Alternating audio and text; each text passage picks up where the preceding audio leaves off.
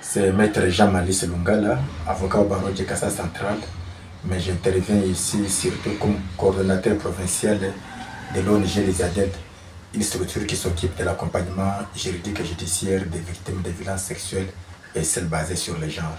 Je crois que la prévention en termes de VBG reste la grande thérapie pour les victimes de violences sexuelles basées sur le genre. Nous sommes une structure qui fait l'accompagnement juridique et judiciaire, mais nous ne devons pas attendre pour qu'un cas puisse se commettre pour accompagner finalement ces cas en justice. Je crois que ce qui est très important, c'est la prévention. C'est pourquoi nous profitons de votre micro pour interpeller tous les parents qu'après 2 mois déjà de fréquentation scolaire par nos enfants, il y a lieu que les parents puissent intensifier la vigilance pour nos enfants qui partent à l'école. Il y a ceux de l'avant-midi et il y a ceux de l'après-midi.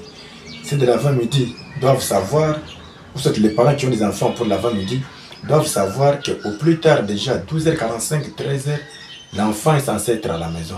Et ceux de l'après-midi doivent aussi savoir qu'au plus tard 18h, 18h30, l'enfant est déjà censé être à la maison. Si un parent constate que déjà il est 14h, il est 15h, soit il est 19h, 20h, et que l'enfant n'est pas encore arrivé, il y a de quoi se poser des questions. Puisque nous ne voulons pas que nos enfants puissent tomber dans les mains des gens qui vont les abuser, surtout nos enfants filles, et qui vont tomber dans les mains de ceux qui vont les abuser après cours. Ça ne sera pas une bonne chose. C'est pourquoi nous, en tant qu'Elisabeth, nous voulons interpeller les parents. Nous voulons sonner une alarme en termes de prévention pour que tous les parents qui me suivent en ce moment puissent veiller sur les enfants pendant leur aller à l'école, pendant leur retour, et même pendant qu'ils sont d'ailleurs au niveau de l'école, pour qu'aucun mal en termes d'abus sexuels puisse leur arriver. Vous savez, monsieur le journaliste, les enfants, avant qu'ils puissent retourner à l'école, il y a ce qu'on appelle les cahiers de communication. Ces cahiers-là servent de communication entre l'élève, les parents de l'élève et les éducateurs, donc les responsables scolaires. Mais il s'avère actuellement que les cahiers de communication que les parents ont payés ne servent à rien en termes de communication. C'est pour ça que les parents, les enfants, quand ils arrivent à la maison, qu'ils soient garçons, qu'ils soient filles, il faut seulement vous dire: papa, maman, nous avons un TP. Nous avons un devoir à aller faire au niveau des cybercafés. Nous avons un TP à aller faire ensemble. Nous avons quelque chose à aller travailler ensemble. Mais quand vous leur posez la question, est-ce que cela est quoi la direction? La direction n'a pas écrit dans les cahiers de communication. Mais tout cela, comment les parents, nous allons vérifier pour savoir si les sorties de ces enfants-là après le cours sont réellement les sorties fondées. C'est pourquoi moi, j'aimerais encore profiter de votre micro pour interpeller les responsables scolaires, surtout pour nos enfants filles, même les enfants garçons. Puisque même les enfants garçons, vous allez trouver aussi les dangers, les risques en dehors de leur foyer ou en dehors de leurs écoles.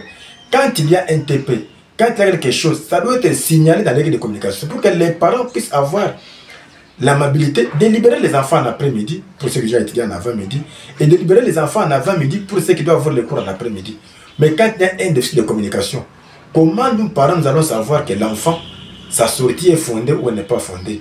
Et c'est dans ces sorties-là, prétendument axées sur les TP en groupe, prétendument axées sur les devoirs en groupe, prétendument sur les recherches dans les cybercafés, que nos enfants sont abusés. Et vous apprenez qu'un enfant est abusé telle part dans un cybercafé, soit dans un petit palais de messieurs chez qui sont partis faire les devoirs en commun ou bien un TP en commun.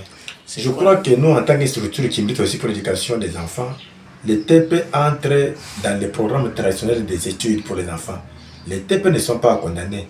Mais actuellement, moi j'aimerais attirer l'attention sur les responsables des écoles, notamment les enseignants. Quand il y a un TP en termes de recherche, pour un adulte, ça ne pose aucun problème.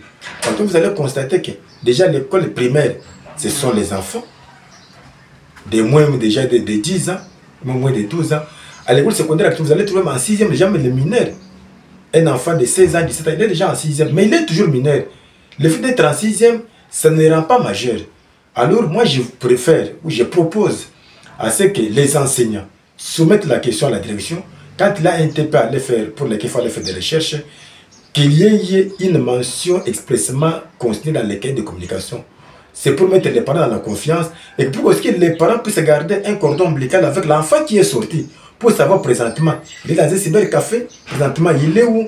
Il est dans un quartier quelconque chez un élève collègue pour travailler ce TP-là, pour que nous les parents nous puissions faire le suivi des enfants, pour que les enfants puissent tomber dans les pièges des gens qui peuvent les abuser sexuellement. Je crois que la vie de la personne d'abord humaine est sacrée.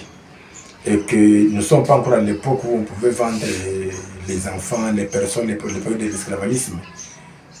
La vie humaine n'a pas de prix. Un bébé, c'est même l'avenir de ce pays. Et le bébé là pourrait devenir un jour maire de la ville, gouverneur, ou même pourquoi pas ministre, ou même chef de l'État. Et quand vous allez les vendre dans les mains d'un irresponsable, qu'est-ce que cela pourrait amener comme impact dans votre ménage? Et même si on vous donnait 200 $, 300 $, mais qu'est-ce que ça va faire pour vous si vous n'avez pas un sentiment de développement de vos énergies et d'autofinancement, d'autoprise en charge? Moi, j'interpelle tous les parents, toutes les mamans qui sont grosses, de ne même pas avorter, de ne même pas jeter les enfants dans le WC, de ne même pas le vendre. Je crois que nous avons des structures appropriées qui sont encore tenues par certaines structures religieuses, notamment les couvents de serre à Kamaï là-bas, et pourquoi pas Pokro Moï, où quand on est dépassé par la charge de faire grandir l'enfant, on peut encore mettre l'enfant là dans ces structures-là pour les croissances physiques et matérielles et consorts. Mais aussi, ça me demande ça interpeller aussi l'État congolais aussi, d'interpeller aussi les structures aussi d'encadrement des enfants, de sorte qu'une maman qui est dépassée avec une pareille charge peut ne faire qu'aller se remettre dans la structure de l'État là pour ne faire que la prise en charge de l'enfant abandonné ou de l'enfant qui n'a pas les moyens de survie. Que les enfants soient veillants sur le chemin de l'école, à l'aide comme le retour, que les parents veillent également aussi sur les enfants pour leur encadrement. La prévention, c'est le meilleur médicament en matière de violence sexuelle et celle basée sur le genre. Nous, les structures qui militent pour ces fléaux ici, n'allons pas croiser les bras pour que les cas se commettent, que nous allions maintenant nous monter sur la toile pour commencer à crier, pour commencer à aller les accompagner en justice. Non, nous devons d'abord lancer un message de sensibilisation en termes de prévention pour que les cas pareils ne puissent pas arriver. Mais cela arrivé, nous demandons aux victimes de se présenter à toutes les structures qui sont en lutte contre les VBG pour dénoncer des bourreaux, qu'on les arrête et qu'ils soient châtiés, punis conformément à la loi.